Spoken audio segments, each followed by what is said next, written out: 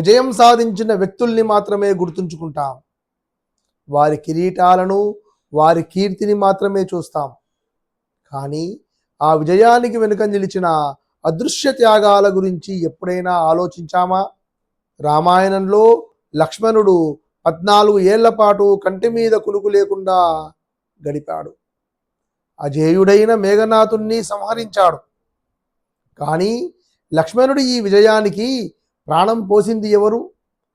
ఆయన భార్య ఊర్మిళ చేసిన నిశ్శబ్ద త్యాగం వెనుక ఉన్న ధర్మరహస్యం ఏంటో ఈరోజు చూద్దాం.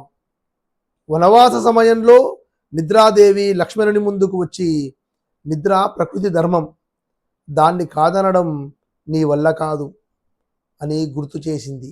అప్పుడు లక్ష్మణుడు వినమ్రంగా, తల్లి, నా అన్నయ్య వదినలను కాపాడడమే నా ప్రథమ కర్తవ్యం. నేను నిద్రపోతే వారి రక్షణకు భంగం కలుగుతుంది అని వేడుకున్నాడు.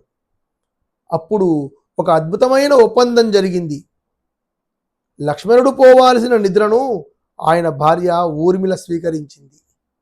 లక్ష్మణుడు రామకార్యం కోసం మేల్కొని ఉంటే ఆయన వంతు నిద్రను కూడా భరిస్తూ 14 ఏళ్ళు నిద్రలోనే గడిపింది.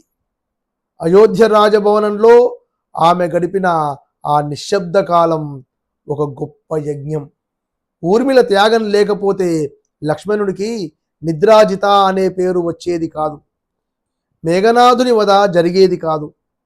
ఒకరు వెలుగులో నిలిచి వీరుడు అనిపించుకోవచ్చు, కానీ వారి వెనుక ఎవరో ఒకరి కలలు, నిద్ర, సుఖాలు నిశ్శబ్దంగా ఆహుతి చేయబడి ఉంటాయి. లక్ష్మణుని జాగరణ వెనుక ఊర్మిళ నిద్ర ఉంది. చరిత్ర ఎప్పుడూ యుద్ధాలు చేసిన వీరుల గురించే రాస్తుంది. ఆ వీరులను తీర్చిదిద్దిన కన్నీళ్లను, త్యాగాలను ఎక్కువగా ప్రస్తావించదు.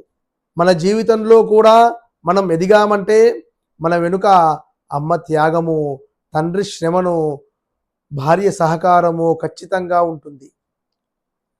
గుర్తుంచుకోండి, కనిపించే విజయం కన్నా ఆ విజయం వెనుక ఉన్న కనిపించని త్యాగమే చాలా గొప్పది. ఆ అదృశ్య వ్యక్తులను గౌరవించడం నేర్చుకుందాం. హంస నీటిని వదిలి పాలను మాత్రమే స్వీకరించినట్లు ఈ హంసవాహిని పురాణ కథల్లోని ధర్మ సూక్ష్మాలను గ్రహించి జీవితాలను ప్రకాశింపజేస్తుంది. ఈ వీడియో మీకు నచ్చినట్లయితే లైక్ చేయండి, షేర్ చేయండి. మరిన్ని విశేషాల కోసం హంసవాహిని యూట్యూబ్ ఛానల్ను సబ్స్క్రైబ్ చేసుకోండి. మరో అంశంతో మళ్ళీ కలుద్దాం.